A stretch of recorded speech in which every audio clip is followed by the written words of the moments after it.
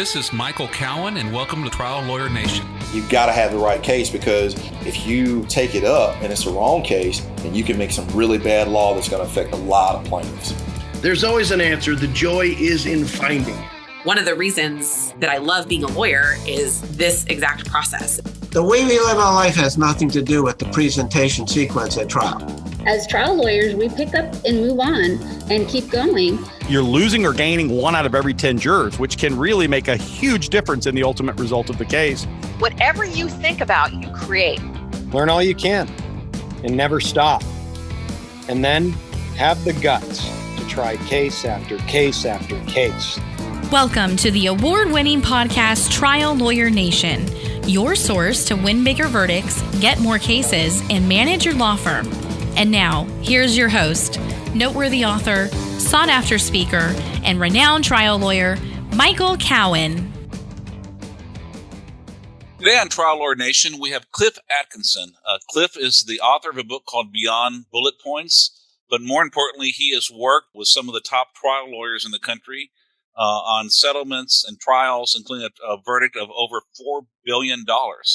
And Cliff was nice enough to come and talk to us to tell us on how we can better present our cases visually and better tell our stories.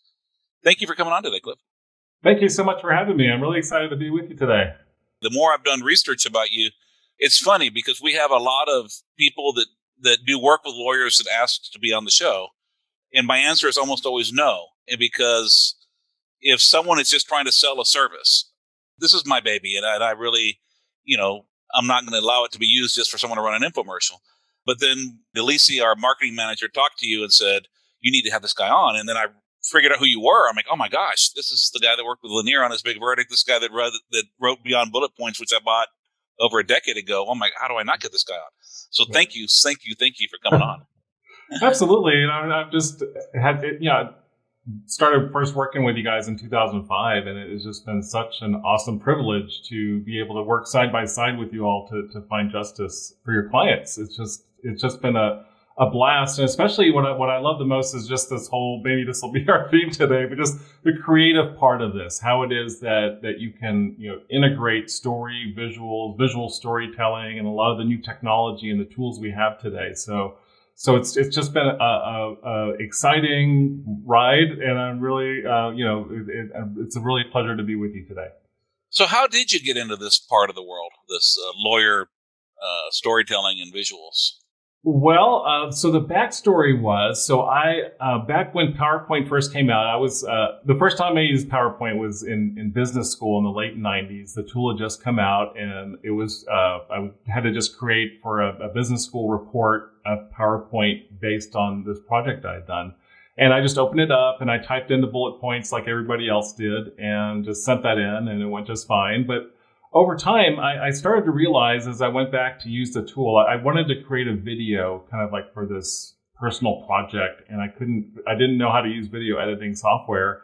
And I went back into PowerPoint and I figured out, if you look at PowerPoint, if you look at all the slides together at one time and they're blank, I just had this aha moment. This is like a storyboard. Like, you could put anything on here. It doesn't have to be text.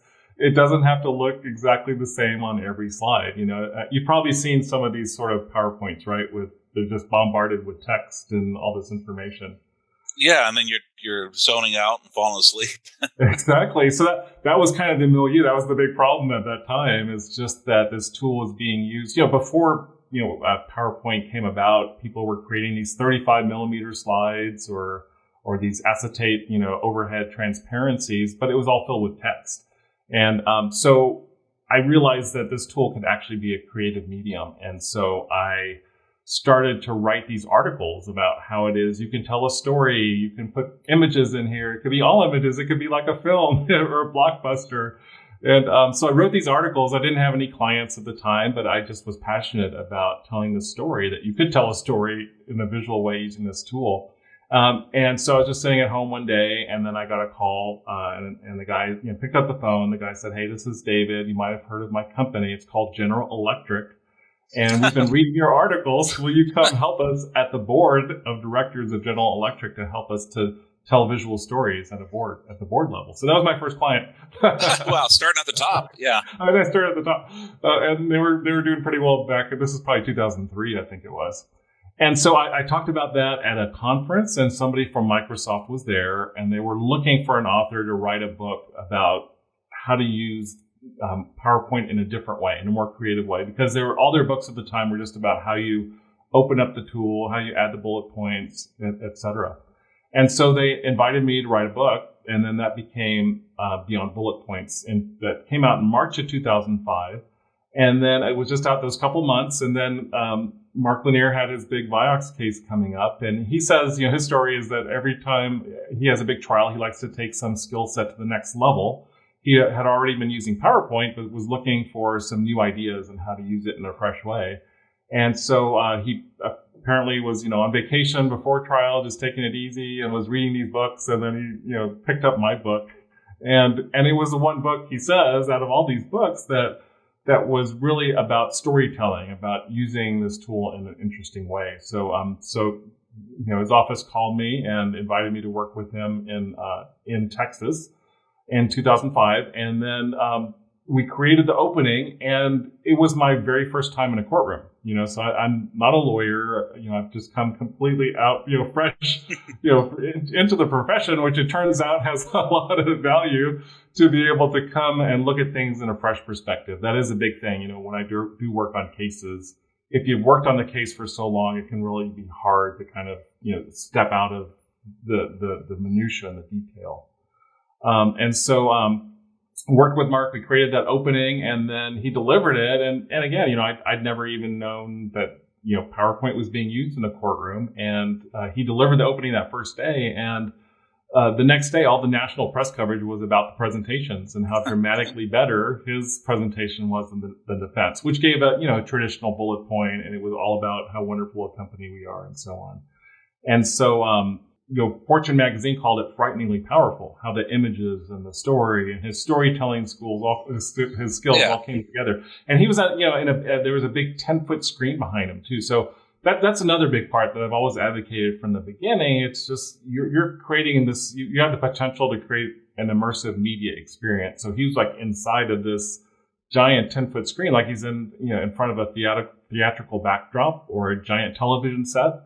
And the way that, the images were crafted, they're very simple, easy to understand, and the jurors are immediately just immersed in the story. So that really was all part of how that all came together. And that was my very first opening statement. And since then, he's obviously told a lot of folks about, about this, how it happened, and folks read the articles. So since then, I've been working, pretty much most of my work these days is with plaintiffs' attorneys on these type of opening statements. And what was the result of that case that Mark was trying? So he won a $253 million verdict, and then it was interesting. So they staff had told me that they interviewed the jurors 6 months later, and they still remembered the opening statement. So that really became a sticky visual experience for them, where it was just so memorable. And that's a big part of what I'm introducing or advocating is the ways that you can use imagery in a way that really is going to make information easy to understand and that'll have long-term sticking power. You just don't follow the rules. I mean, your first corporate client is the board of General Electric, and then your first lawyer client is Mark Lanier on a $200-something million verdict. I mean, that's awesome. I mean, just forget starting at the bottom and working up. That's right.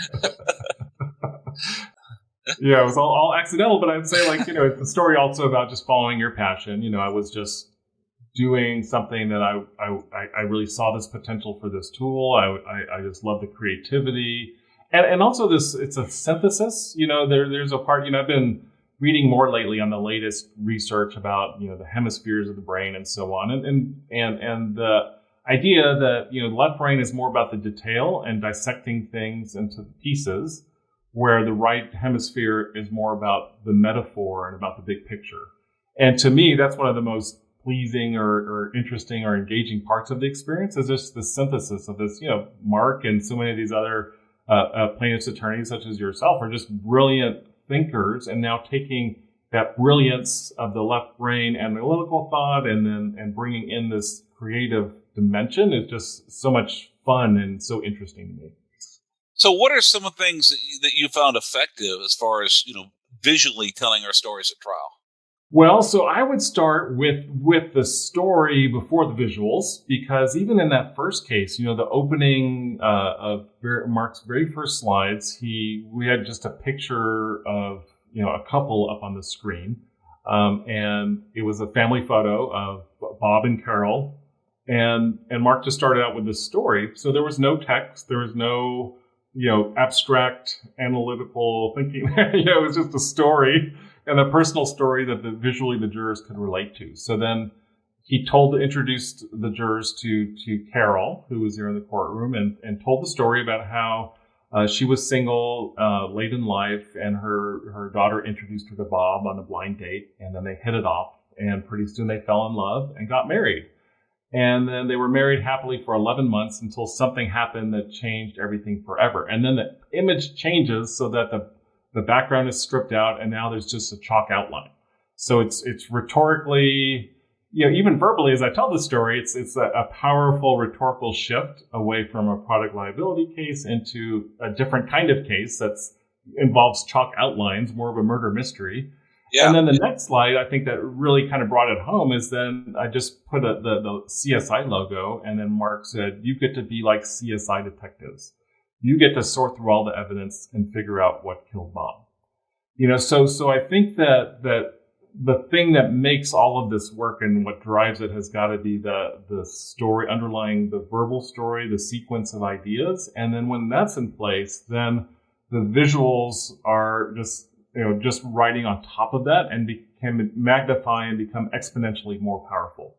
So it's not even just about having an image or any image. It's if you've got the powerful story, and then you can put that CSI logo on top of it, then that's going to just give it, X times more power than it would just a random image, So it's about the meaningful synergy of the verbal part and the visual part, and how those two, if they're in sync, can really leverage the power of the entire story. One of the biggest challenges for me is I do the work and I get all these facts. Yeah. I mean, what happened, who, where, what, when, maybe even why.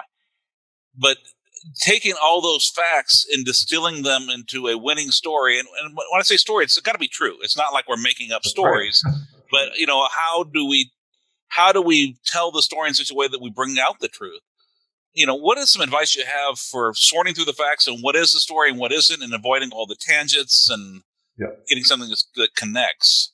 Well, I love how you describe that too, because I also work with folks, in other professions, and I tell them that you guys have you have one of the hardest jobs out of all of these, because you've only got this finite set of facts, and you're constrained by what you can say, what's included. You're not a Hollywood screenwriter who can just make things up out of nowhere. Yeah. Everything has got to be very specific and factual. So one of the things that I do is I've got this tool. I tend to work with clients in a 1-day session, and the first half of the day is really finding the structure, getting the verbal part of the ideas in place. And I have this tool I call the story template. I describe it in my book, but the way that it works is that you start out with just 3. If you're going to break up your opening in just 3 parts, what are those 3 parts? Or another way to put it, if the jurors could only remember 3 things when you're finished, what are those 3 things you want them to remember? So very often it might be, the company knew about the danger and they did nothing, part 1. And then part 2 might be the company injured or killed, in part 2. And then part 3 is the company tries to avoid responsibility. And that might be if there's a cover up, and then damages, and then the yeah buts, so you're rebutting. The very last thing is saying what they're going to say, but saying it first.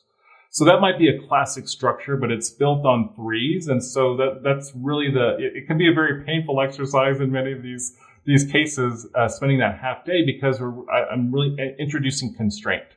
And the idea that we've got to break it up into 3. And then once we've got the first third, then we break that up into 3. So I think the constraint is the most powerful technique to help to distill.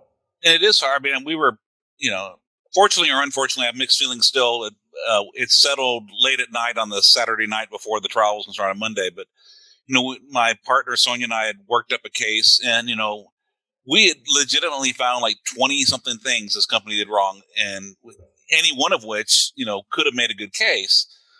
But we couldn't try a case about 20 something things they did wrong. And if we said they did 25 things wrong and the jury only believed that they did 23 of them wrong, they might have held it against us, And so how do I turn this into a 20-minute story? And what is the most powerful part of the story? And I will tell you, it was more work to cut out and distill down than it was to do all the work to gather the stuff to begin with. That's super hard. And it's so important that you did that, because that increases the power. There's what is that old saying that, I would have written you a short note, but I didn't have enough time. Yeah. Just that idea that it does take a lot of hard work. And to me, it's about the difference between, often people might say, well, you need to dumb it down for the jury. But I say, no, you have to distill it down to its essence. You've got to get, it's still factually true in its essence, and how it is that you find that. And it's so, so important because, from what we know about, the research about cognition and people's short-term memory, that, you might have 25 amazing hot documents, you want to show. And then that's a big mistake some folks make, is they just start laying out the 25. Yeah. But after number 3, you've lost them. They're kind of, they don't have a framework. They don't have a way to hold on to the overall narrative. And that to me is the most important part. As I've worked on all these cases, is that you've got to front load a simple structure for jurors to their minds to be able to hold on to. And it's not, some folks might say, well, it's just for high school educated jurors, and again, you have to dumb it down. But no, it's not dumbing down. You've got to, for all of us, we need a structure or framework. Here are the 3 ways that we're going to pursue this, or these are the 3 elements. Like, when you say that helps the mind to relax, and it holds a framework for the complexity that's going to come. So it's really about this upfront hard work of distilling and finding that structure that will make it easier for jurors to understand this and to be able to process and be with you the whole time. And I really, the more I've thought about this, the more I've done this, it's not dumbing down. It's actually respecting and trusting the jurors enough that if you give them the core truth, they can get it. And you don't need to beat them up with 25 hot documents. You can show them the big stuff, and they'll get it. And then the rest will come out during the trial. Absolutely. And I think of that visually on a slide, where sometimes, if you've got the 25, you might say, then they did X bad thing, X bad thing, X bad, 3 of those, and then boom, boom, boom, boom, boom, then you click, and then 25 show up. Right. You don't have to show the number 4 through 25. They get the picture that they did a bunch of bad things. So you don't have to meticulously go through every single thing. And again, I think that may go back to that that left hemisphere is wanting every detail in there, but the right hemisphere is wanting the big picture and the metaphor. Yeah. So maybe it's about that. Maybe as we might want to get all that detail, that's more that where it might have a preference for that. But at the same time, we've got to make sure that the jurors have the anchoring, they've got the big picture, that they're with you from beginning to middle to end. Yeah, and I just think until we have the big picture, the anchoring, we don't know what to do with all that information. That's why it becomes overwhelming. Right. I mean, it's so quick. People just check out so fast. So it really is true what they say is that, you've only got the first, a very narrow window of opportunity to be able to grab people's attention. And that to me, it might be controversial to say this, but some of these guidelines for starting openings, will often start with a very abstract statement or some sort of, something I don't quite understand. I will hear some of these sometimes, like a rule, but it's just so abstract, like I don't get it, So I think it's so important that you start with a story, with something like, we're describing with what Mark did, like this personal story, a family photo. I can relate to that. I'm with you on that, and I can go along with you in this story. But if it's something, it's often the case where, I might passionately advocate this and I understand it for me, but if the jurors don't get it, then it's not really going to go anywhere that you want it to go. It's funny because there's so many people say, like, this is the only way, you have to do it this way. Yes. And they've had incredible success. And then someone else will say the exact opposite, and they've had incredible success. And so I think it's discovering the story and telling it in a compelling fashion that works. And I think that there are lots of different ways to get there. There's not one magic formula, because there's incredibly successful people. And I think a lot of it has to do with who you are. That's a good point, that the personality and the credibility, the ethos, is what is the primary. People have a gut, connection with you. That's probably the most primal and important thing. But I agree with the rule stuff. I mean, I was getting ready to try a stop sign case. Yeah. Well, I'm not going to go tell the juror, when a driver approaches the stop sign, he must stop. I mean, they're going to think, do you think we're idiots? I mean, they all drive. They have their license. They know that you have to stop. Even when you're in elementary school, you have to stop at a stop sign. So I wasn't going to start. I love David Ball. I mean, I worked with him. I've learned a lot from him. But I'm not going to start that case with that rule, because it doesn't make sense. Now, I was going to show, while I'm telling the story, I was setting a scene, and there's an intersection, and there's a stop sign. That's the rule. I don't need to say what you have to do at a stop sign. I need a photo or an image or hold up a stop sign. Yes. Well, and to me, I love all the rule stuff too. I think and use it all the time. I think for me, it's about making them pithy, making them easy to understand. So, for example, a doctor must always keep their patients safe. For example, that it's got to be in juror language, and that's a big thing too. I think that I'm advocating for in a lot of these cases is to put it in jury language. So I think we're also used to the technical terminology and the jargon of the law and so on. But for folks that they just don't have any idea about that, again, when we're talking about how easy it is for people to check out and lose focus, the more we can keep it in very concise and understandable language, the jury language, I think the more powerful and accessible the information will be. Yeah, and I think what it is, we so much don't want to sound like we don't know what we're talking about. So we spend all this time learning all the technical stuff, and then we want to use it to show how smart we are. But the most important people in the case are the jurors. The case is about them. It's not about us. And, if we're not doing something to help them, then we're wasting our time. Yes. And I love what you said earlier. I mean, I just love this whole idea. You're just really respecting them and their intelligence. And that's why you're doing all this hard work up front. Yeah. To make it easy to understand for them.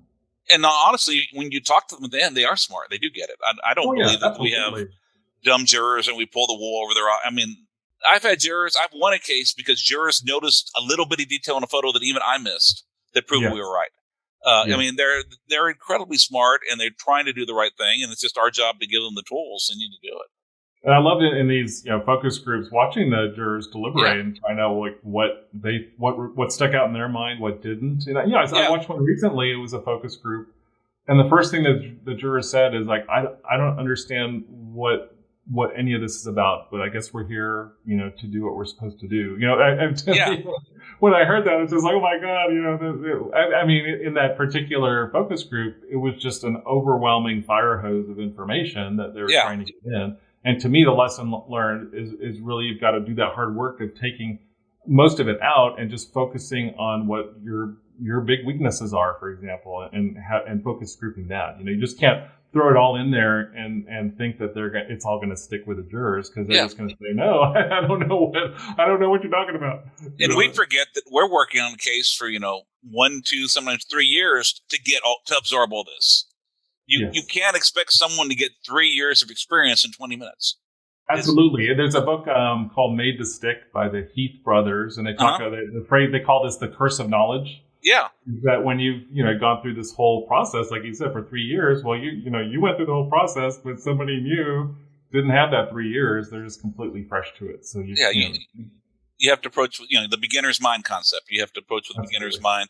And actually, it's one of the things that, like when I've jumped in to try a case at the last minute for somebody else, it's actually easier because I'm approaching it like the jury is. I've not had all that buildup. Now, it's sometimes frustrating because they might not have done exactly what I would have done in working it up. But as far as the advocacy part, it's easier to come in fresh at the end. Absolutely. So that can be a value of bringing in, a consultant or outsider, or even somebody who might be in your staff unfamiliar with the case. Bring them in and ask them what they think. But, I just was thinking of some other thing too. One other technique that I found really useful.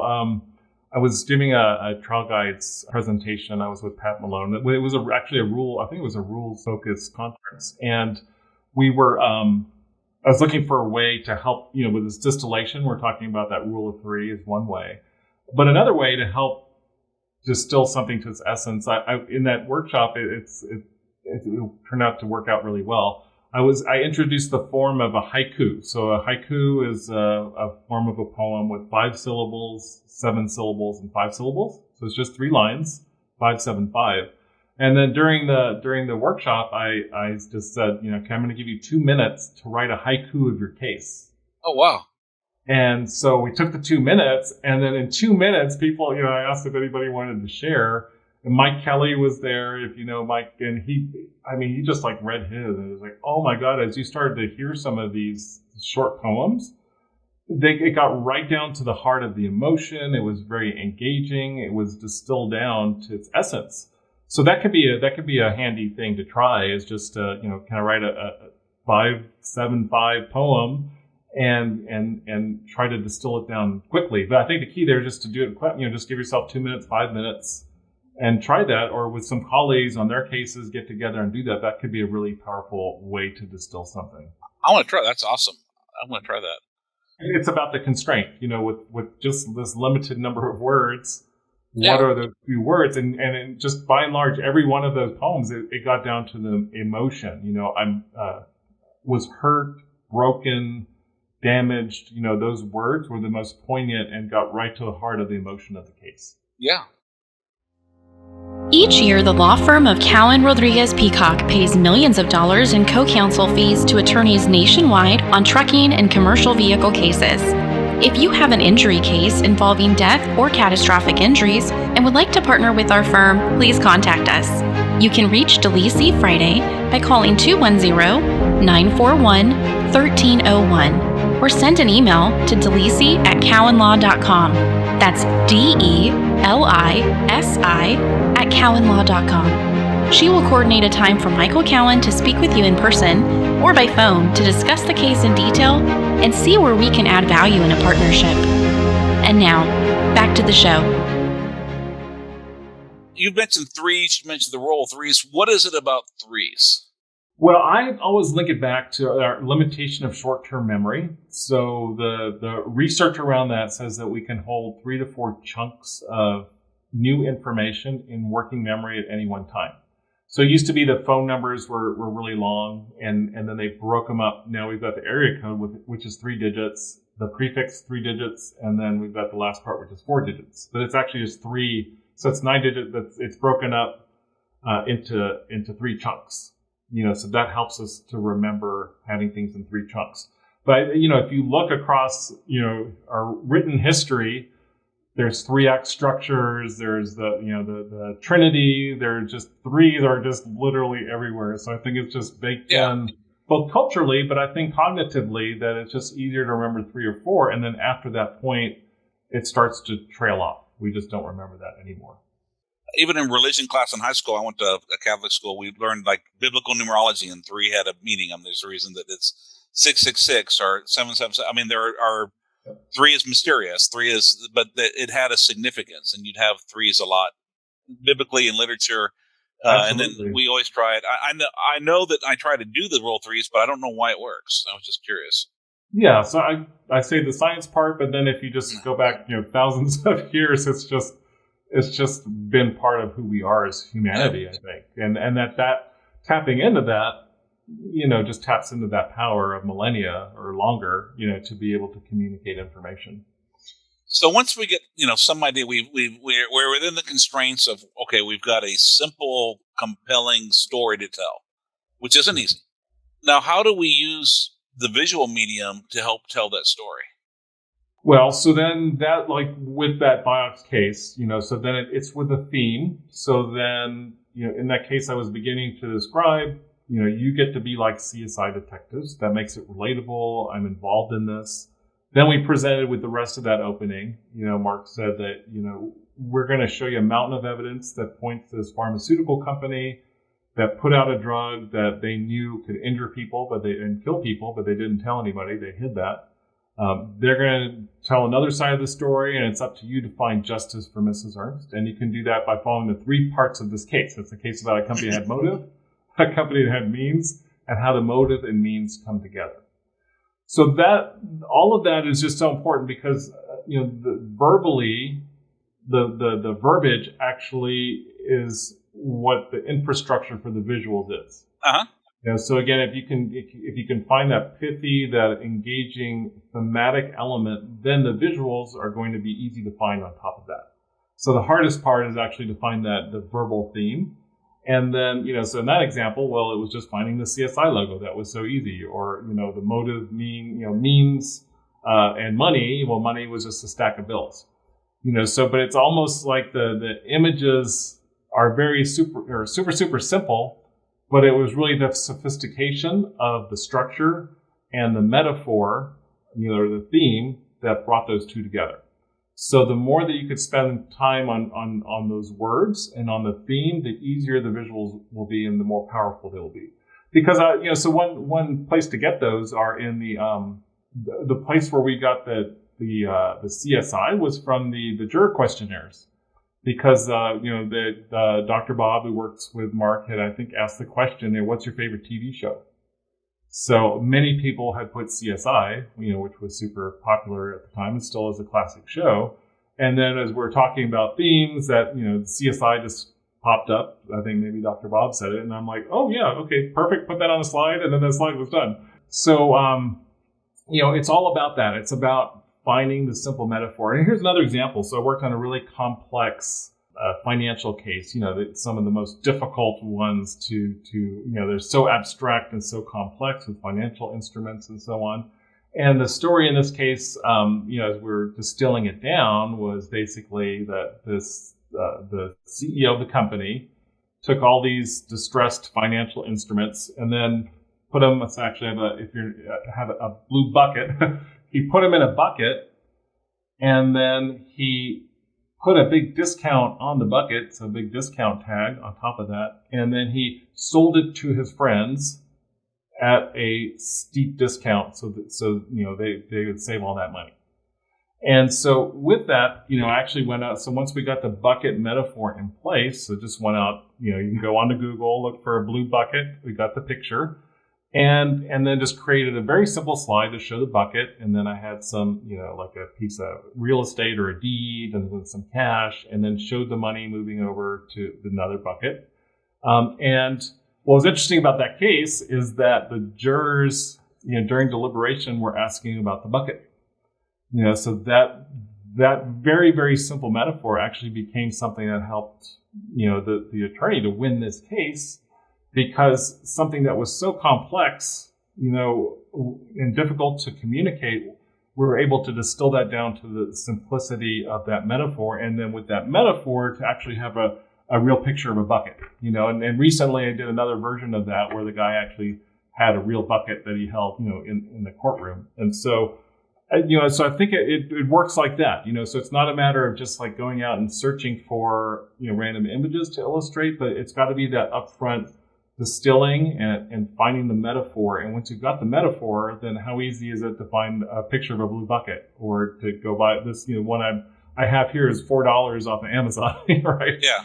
And so, and I want to throw that in as a side note too, that, with the images, it's so important, we've got the images on the screen, but then also, and, Mark is such a master at these and people like Zoe Littlepage at bringing in the courtroom toys or the physical elements like a bucket or other ways that you're going to describe complex topics to actually have, in addition to the screen, you want to make it 3D, 4D, bring it into the courtroom. And so people, are putting their hands on it and they can see the scale. You're really wanting to have the visuals on the screen be in a partnership with the physical mediums. And then you want to switch over to an Elmo sometimes and you want to sketch something, you want to have a board, you're really creating an immersive, entertaining experience for the jurors. And that's a cool thing. I'm just such a big fan of Zoe Littlepage in addition to Mark and other plaintiffs' attorneys. But one of the things that I remember that she said is that, one of the jurors, after a trial that she'd won said that, you know what, Zoe, every morning I looked forward to seeing what it is that you were going to do that day. Yeah. So that idea that you're just making this engaging and interesting and fun, is just so powerful and makes it more interesting for you and for the jurors as well. Yeah, I was going to ask you, and I think you answered part of this, but I'd like you to expound a little bit more. So I've heard people say that you should be high tech and create this immersive experience. I've heard people say, no, use boards. Boards are permanent, and high tech looks like a cartoon. I know people say, well, look for physical things that you can interactive and have sit around and leave on the council table or leave, somewhere where they can see them the whole time. And you seem to be advocating for a mix. What is the thought behind that? Yeah, I say do both, and then use the PowerPoint, use the images as the master narrative that ties it all together. So, for example, if you are using the theme about red flags, like the company had a study that warned against adverse effects, that you have on the slide, it would be a picture of a red flag, next to the document, and then you actually have a red flag, in person on the table, and you put the first red flag down, and then the next slide might be talking about the next document and the next evidence that they ignored, and you do a second red flag. But then on your table, you've already got the first one, and now you put a second one down until your table you're filling up with 16 red flags. And so that serves, the rhetorical and visual, those devices help to use the power of the screen itself to illustrate this and the focus on that red flag. But then now having this in person, that would be an example of it's a persistent visual presence that now has more power. And then when you turn the PowerPoint off, it's still there. And that's a good example, like you mentioned, the boards. You can have things showing up on the screen, but then you're building something on the board. And then on like a timeline, for example, you might build that and add stuff onto the timeline. But the two are working in conjunction. So the beauty of the screen and the power of the screen is to focus and to magnify in any particular piece of information. And then these other mediums can be great ways to show the persistence or keep it in focus for a longer period after you're done looking at any particular slide. And to all of our listeners, I know a lot of us listen to this while we're walking or jogging or driving in the car, and I appreciate that. But for this particular episode, Cliff just held up a red flag, and the first thing I wrote down is like, where can I buy a red flag? Because you're going to want to watch you want to go to our YouTube page and watch, because he's held up a bucket, he's held up a flag. It's only been a few things, but it's inspiring. And I just want to tell you, Cliff, I'm so glad we're doing this. I'm like, that is such a great idea. That's such a great idea. But I do encourage the listeners, this is one you might want to watch a little bit. And definitely, look in the show notes. We'll have links about where you can buy a red flag. I'm not going to say where to buy a blue bucket, because I think anyone can figure that out. But $4 on Amazon. Yeah, I would say Walmart, but that's. So where do you find the visuals? So once you've got the you've done that hard upfront work, and again, I mentioned, like, when I work on these one-day sessions, the first half day is just on the words. Then once we got that in place, then we start adding the visuals. So the big sources for visuals, number one is going to be stuff you already have. So that might be your documents. It could be PDFs, zooms of those PDFs, any physical evidence that you might have. A big overlooked element is screen captures, so using Google Maps if you're showing, if it's a car wreck case, you want to get Google Earth, you zoom in to where it happened. You can actually, in Google Earth, will let you create a little video so that you zoom into the actual location. One of the biggest, if you've got dash cam video, oh my gosh, that's so amazing if you can get that. I worked on a case recently on a trucking accident, and we had, was it like 20 seconds, I think, of a dash cam video showing everything. And it was so cool because, I had a lot of fun with that one because, so the kickoff, like when they stood up, they just played the video. So let's say it's 6 seconds, 12 seconds. So it was a very short video. And then that was just, because it shows the one truck was just driving by, and then the other one cut in front of him, and then he like swerved out of the way, and then he's screaming, and then he crashed into the ditch. And so the start of that was just to play that video, and that's it. He just stood up, played the video, and you could hear the scream and all this in the video. And then what he said verbally then to set it up is like, that looked like it happened so fast, but what we're going to do is actually do slow motion. I'm going to tell you how everything led up to this moment. How everything led up to this crash. So then we went back and just did the first second of the video and said, here, at this point, you see that they're driving up here. Well, they shouldn't have even been here in the first place. They veered off the plan that was approved by the state and by the industry. You have to get pre-approval to veer off, and they did not. They pulled over to the side on this road where there wasn't enough room. That's because earlier that day, the crew had gotten together and they decided, let's just, we're in a rush. Let's go the other way. And so, then part two, then we got closer to where it happened. And then this one particular driver just decided just to pull out without even looking that there was another vehicle coming. So it was kind of cool because it was taking this short video, but then it's almost like doing a frame by frame, as you kind of if you're ever working in video, you can kind of go slow through it, and using that as a convention to tell the story. So that's just a great example of just this existing piece of dash cam video became a very powerful storytelling tool, and it was something that they already had. So that could be a big source. Just whatever existing evidence you have, screen captures, a huge overlooked way of presenting information. And then in addition to that, once you've got that, probably 80% of the visuals, then there might be things that you do custom medical illustrations or 3D reconstruction, of something that happened in a work site. And then beyond that, if you're just looking for stock photography, then there's these days, the first place I would go is I would just go do a Google search, and image search to just see what's out there. So let's just say one case was, I think it was a diesel engine, was the topic. And so you just typed in the specific information about the diesel engine, and then you can just see what's out there. You could see what are different ways that people are illustrating this particular topic, and then either get one that's a stock photo. If you're lucky, you'll get a stock photo that these days you can license something for $10 or $20. Or if not, another tip in this area is just to take something that you find on Google, and then if it's close to what you want. I've done this before. It was like an engine and showing the way that the liquids and so on and gases flow through it. It wasn't quite right, but then I just took what they had and then printed it out. And then I sketched on it what we really wanted. Yeah. And then there's so many websites. There's one called Fiverr with 2 R's, Fiverr.com or Upwork. And then I just posted on there. I found some illustrator, and I think it was maybe $10 or $15. They took that.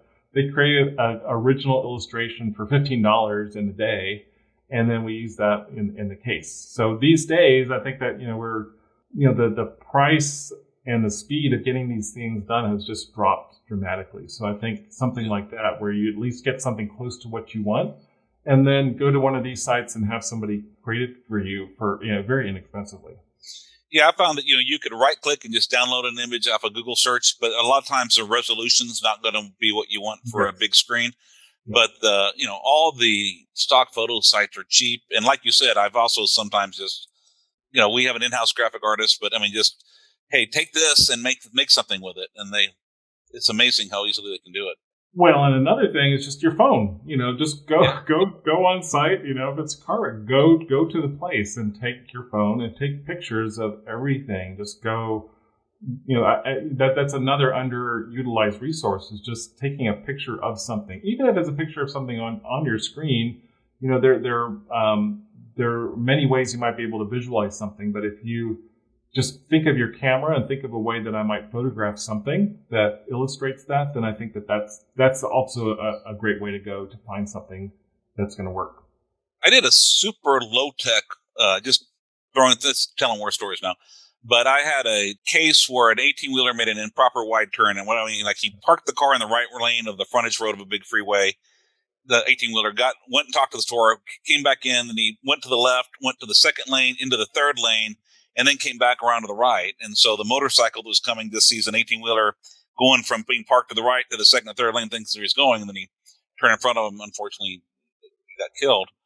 And so I just had the reconstructionist help me print. We just printed a photo of the scene. Yes. And then we just printed to scale, like a paper truck and a paper motorcycle. Oh, and wow. we just had him place where his truck was at each point.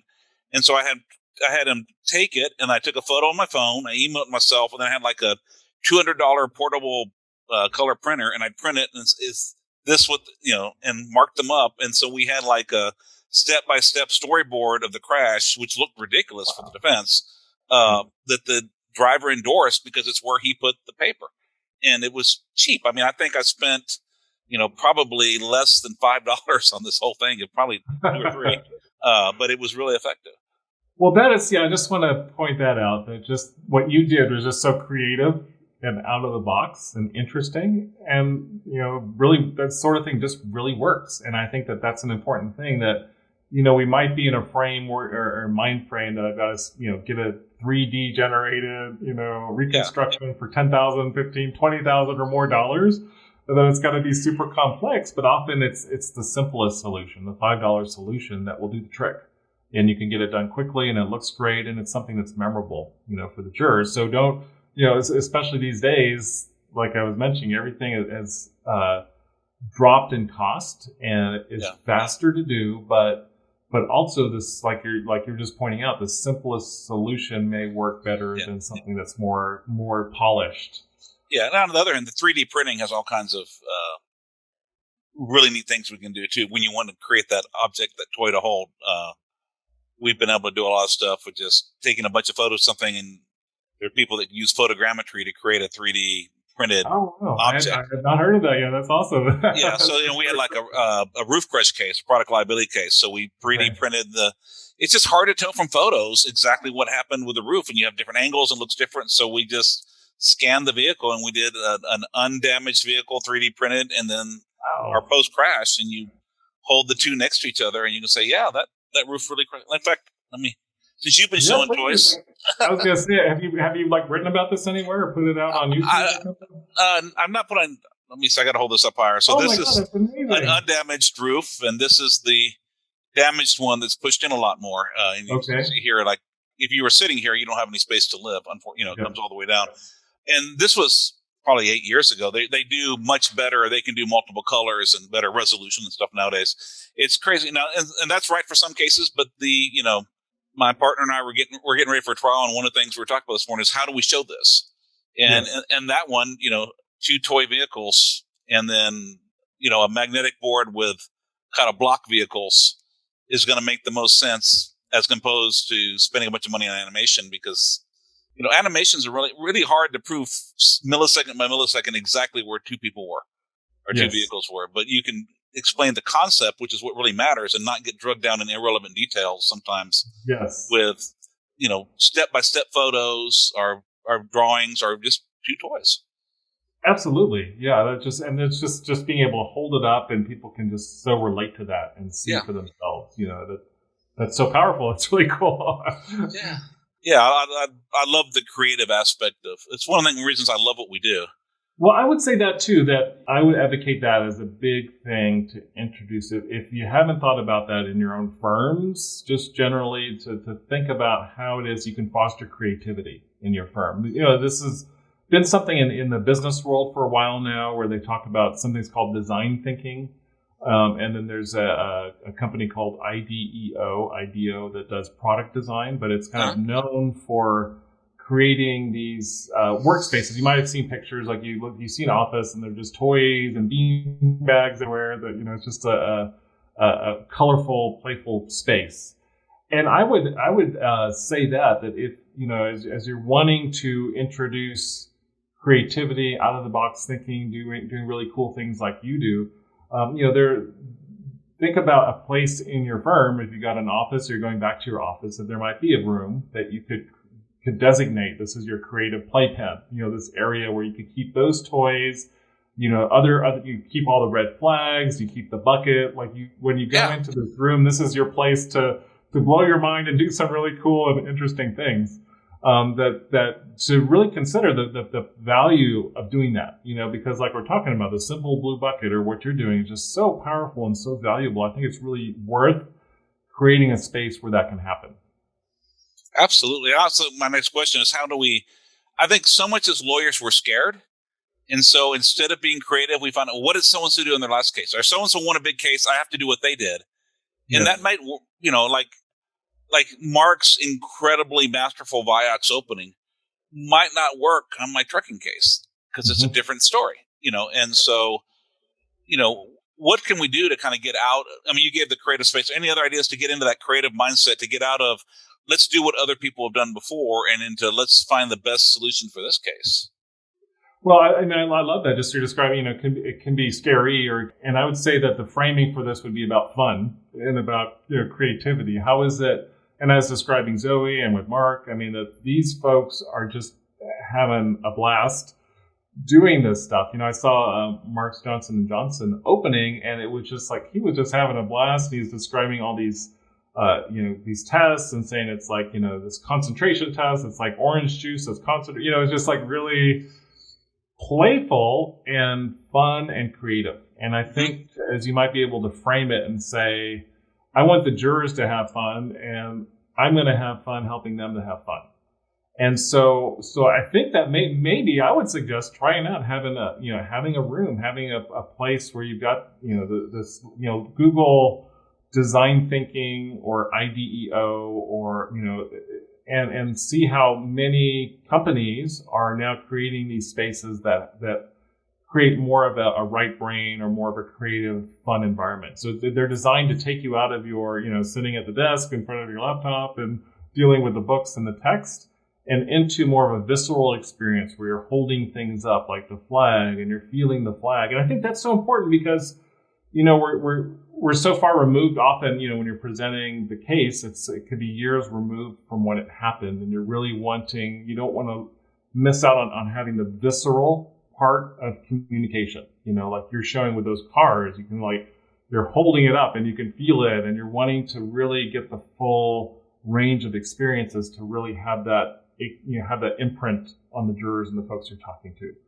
But just to back up, I would say though, like all of these things, you really have to be open. There's got to be a place where you feel relaxed and you don't feel the fear or, there's not the, I'm scared, but rather this is fun and comfortable and engaging. And the cool thing though about the plaintiffs bar and working with you all is that just how willing you all are to share all these cool things with each other. It's a great community. Give this stuff out to each other. So that's another thing too, just that, we're not alone in this, that, what I just learned from you, that was super cool. I'm going to tell other people about that.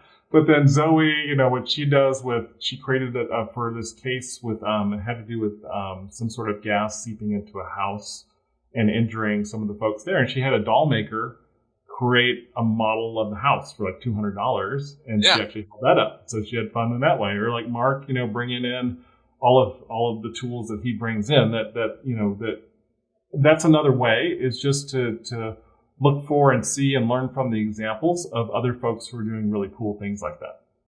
Yeah, I think the important things is, learn what you can from them. And like, I'm going to go spend 3 days at Mark Lanier's Trial Academy next week because he's a badass and he's incredible and I want to learn from him. Yes.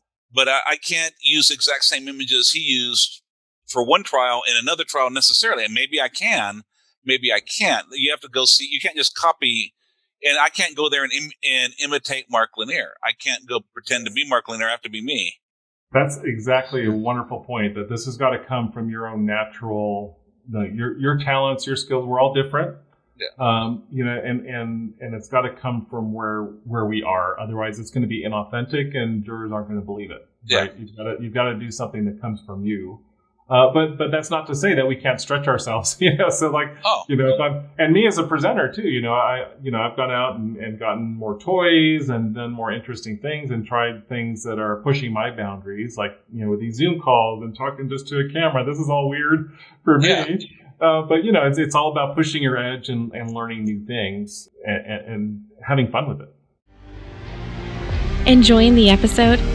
Do you wish you had Trial Lawyer Nation on the go? Well, wish no more. The Trial Lawyer Nation app is available now exclusively on iOS devices.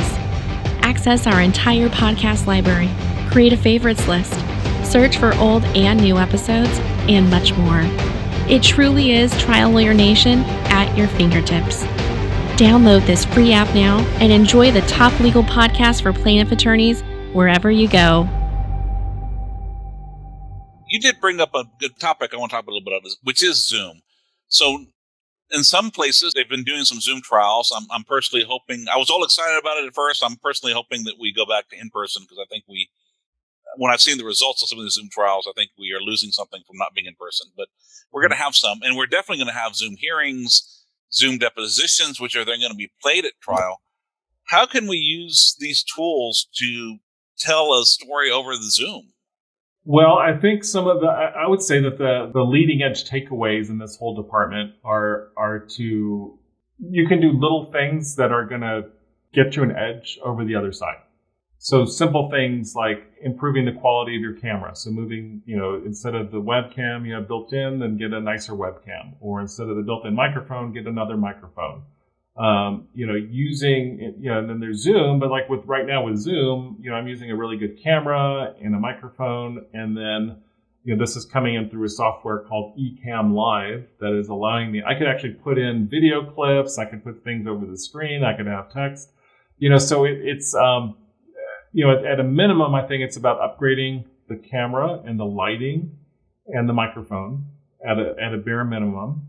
And then as you might be exploring more, there are folks who are using more software tools like Minicam, a lot of tools out there that are helping to take things to the next level. So I mentioned Zoe Littlepage. She just did a webinar for trial guides about many of the tools that you can use, having the background, using green screen. All of these tools, can be really helpful to improve the clarity of the communication over these tools. And I think that's the most important thing, is looking at how it is, you can gain an edge. Now, this is new for everybody, for both sides. And I think that as we might be able to embrace some of the cool things that folks are doing that are working, that you can have an early advantage, the early first mover advantage to, if you look crisp and clear, it really enhances your visual credibility. I've talked about this. It's more like looking all fuzzy and out of focus and maybe having a messy background is like wearing, a bad suit, that this is what's showing up in the screen is part of ethos that Aristotle talked about, your visual credibility, so, and if everybody else is doing the same thing and you look crisp and clear and the sound is great, you're going to be miles ahead of the other side. So I think, at a minimum, upgrading the equipment you have, and then as you've got that, then to start using some of these new tools that are out here that take things to the next level.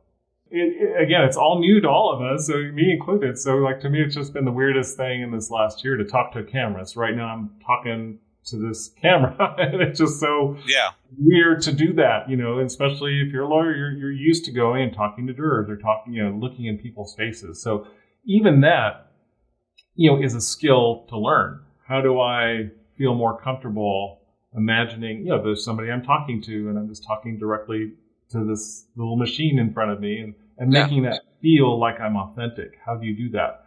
And then we've talked a little bit about the technicalities of even doing a podcast, but then when you start going into this realm and using Zoom and using some of these other tools, it's almost like you're a TV producer. What used to be that you would have a whole staff of people and it would cost hundreds of thousands of dollars. Now you're the downside is like you're having to do a lot of the things that they did, but the upside is that the tools are easier to use and cheaper to use, and you can do some powerfully amazing things quickly and easily that would have cost all that before, and now you can actually do a lot of it yourself. But it's all about that learning curve. The technology can be overwhelming. It could be difficult, when you run into technical problems. I know this too. It's like, oh, my microphone's not working. I don't know why it's not, I'm about to do a call, so it just it does add on stress, but at the same time, as you might be able to master it, I know for me, I just feel a lot more comfortable and engaging and can reach more people because I now have the ability to use some of these tools, just as a basic operating level. And it's the future. I mean, the fact is, well, I think trials are going to go back to in person. A lot of the depositions that end up being played at trial are going to be done virtually because it doesn't make sense. You don't get that much better for flying around the country to take these depositions than you do to post. Most of us are not so physically imposing that our mere presence gets someone to change the way they answer a question. Right. And as far as the presentation, through share screen, through some of the tools, even just share screen, but also through some of the tools that you mentioned, we actually have more power, more tools at our disposal to tell a visual story in the video if we use Zoom than if we're sitting there with a videographer. Because at best with a videographer, you get like them with a split. You get someone that has like a split thing now split to this, now split to that. You're having to tell him what to do, and he doesn't always figure it out because you're halfway around the country and you just met the person the morning before, and half the time they don't bring the right equipment or it doesn't work right, and just. So I think with these new tools, a lot of that you're able to. The future is you will be able to do a lot of that yourself. So it's just like with PowerPoint, it was hard to learn at first, and now a lot of folks are more comfortable with it, and even with this medium. So with the screen that I'm in right now, with the tool I'm using called Ecamm, I can have another person. I could do a split screen where I'm on one half and they're on the other half. So you could interview, you could do a definition that way. But then also you could switch over, and then I could have the IPvo on half of the screen. Yeah, which is fun. Yeah, that's fun. And then you could also, instead of just, I guess to your point, it actually could be more interesting. If with these new tools you can have now, you could be writing on a tablet while they're talking, and then so the jurors are not just seeing a face, but now they're seeing a face plus your handwriting what they're saying, as they agree with what you're saying on that screen. So I think that obviously it's still early days. I think obviously the pandemic has forced us to really being in this new world a lot 10 years earlier than we would have been. But I think that on the upside, we're all still learning all this stuff. But I think that some really cool and engaging things will come out of it. Like you said, do you really need to fly all this way, or can you do it, virtually, and then take that virtual format and then do something more interesting that you weren't even able to do in person before? That software is Ecamm, E-C-A-M? Yeah, so and we can put that in the link too, Ecamm. That's probably the most sophisticated tool that allows you to do, like with the screen I'm in, I could do the split screen, I could put a video feed, I could do text on the screen.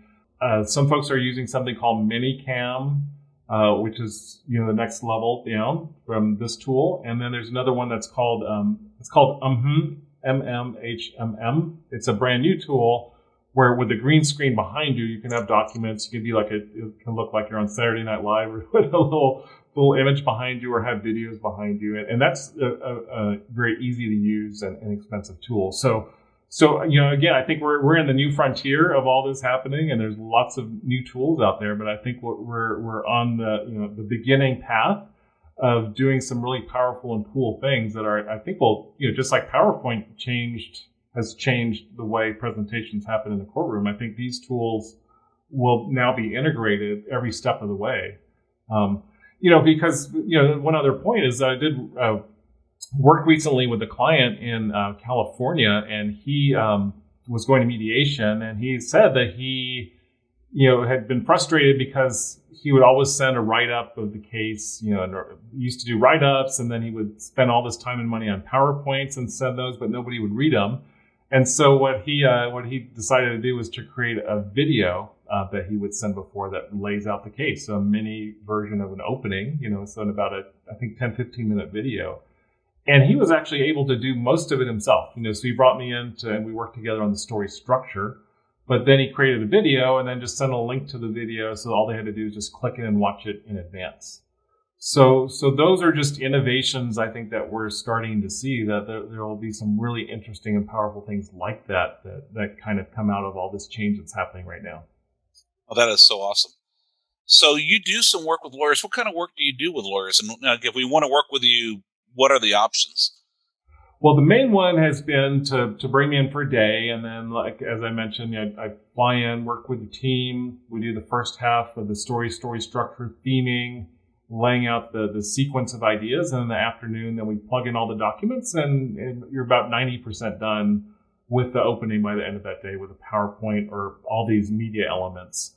And another thing that I'm developing now is actually an online training course. So I've got something called a Visual Storyteller School for lawyers. And that's teaching you all how to do this stuff yourself. And that's one of the coolest things, I think, for me, is that when I first started working with Mark in 2005, he was already a PowerPoint ninja. He already had such high technical skill. But it's so cool. A lot of folks at the time didn't have that knowledge, but now some of the folks who are most resistant to doing that or didn't want to do that are now actually building their own PowerPoints and doing some really powerful and cool things.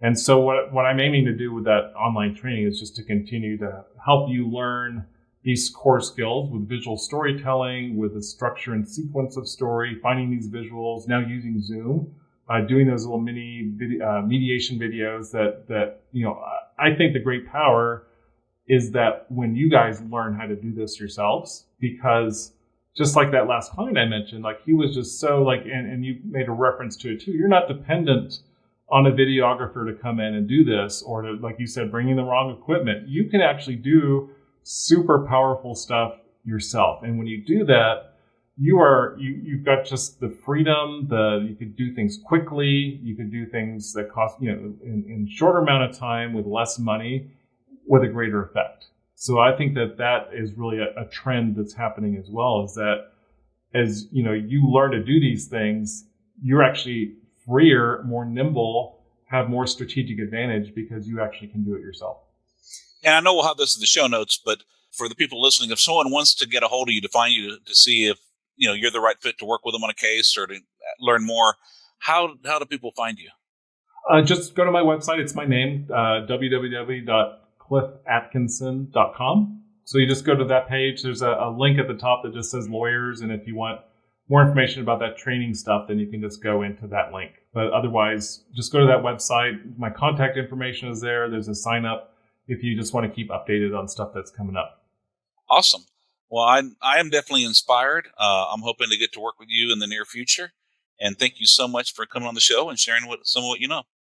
Absolutely. Thank you so much for having me. And it's such a pleasure, and so glad to be able to reach the folks who are your listeners, and look forward to working with you guys as well. Thank you for joining us on Trial Lawyer Nation. I hope you enjoyed our show. If you'd like to receive updates, insider information, and more from Trial Lawyer Nation, sign up for our mailing list at triallawyernation.com. You can also visit our episodes page on the website for show notes and direct links to any resources in this or any past episode. To help more attorneys find our podcast, please like, share, and subscribe to our podcast on any of our social media outlets. If you'd like access to exclusive, plaintiff lawyer-only content and live monthly discussions with me, send a request to join the Trial Lawyer Nation Insider Circle Facebook group. Thanks again for tuning in. I look forward to having you with us next time on Trial Lawyer Nation. Each year, the law firm of Cowan Rodriguez Peacock pays millions of dollars in co-counsel fees to attorneys nationwide on trucking and commercial vehicle cases. If you have an injury case involving death or catastrophic injuries and would like to partner with our firm, please contact us. You can reach DeLisi Friday by calling 210-941-1301 or send an email to delisi@cowanlaw.com. That's DELISI@cowanlaw.com. She will coordinate a time for Michael Cowan to speak with you in person or by phone to discuss the case in detail and see where we can add value in a partnership. This podcast has been hosted by Michael Cowan and is not intended to, nor does it create the attorney-client privilege between our host, guest, and any listener for any reason. Content from the podcast is not to be interpreted as legal advice. All thoughts and opinions expressed herein are only those from which they came.